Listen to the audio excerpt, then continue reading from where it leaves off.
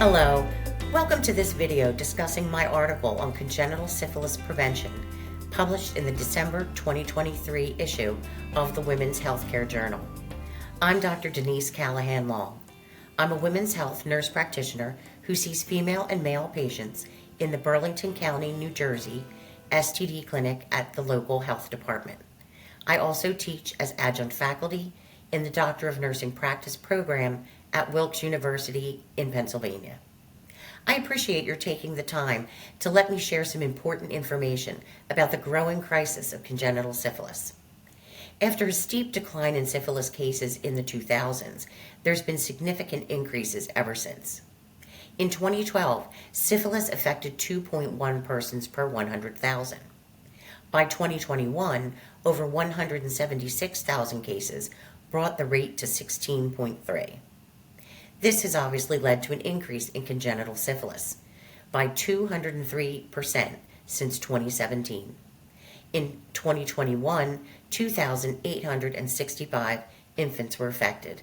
220 of those infants died. Syphilis in pregnant patients carries serious health risks for themselves, infected partners, and also for the infant.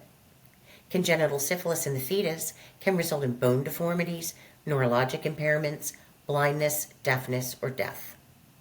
The CDC analyzed the cases of infants born with congenital syphilis in 2018.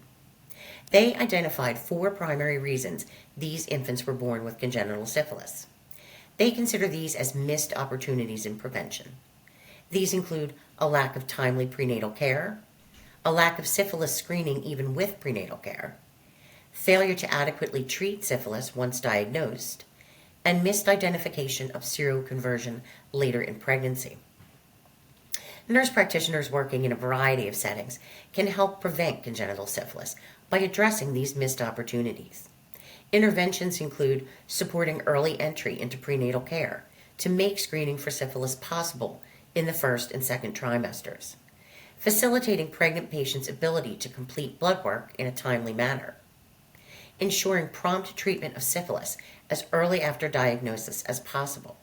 This may require your working with your local infectious disease specialist or local STD clinic in the health department.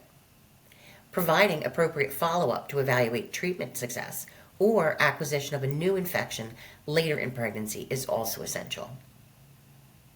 My article reviews the diagnosis and treatment of syphilis in pregnant patients with practical ways to intervene to prevent congenital syphilis. This includes attention to syphilis screening, recommendations for all patients of childbearing age, but most importantly for any patients you see who are pregnant, regardless of setting. The article provides resources to help you learn more about syphilis in pregnancy screening mandates in your state, as well as how to identify if your community is at higher risk than usual for syphilis. I think you'll find the suggestions in my article easy to integrate into care for your patients. Congenital syphilis is an avoidable pregnancy complication. Nurse practitioners have much to contribute to its prevention. Thanks again for taking the time to learn more about congenital syphilis prevention.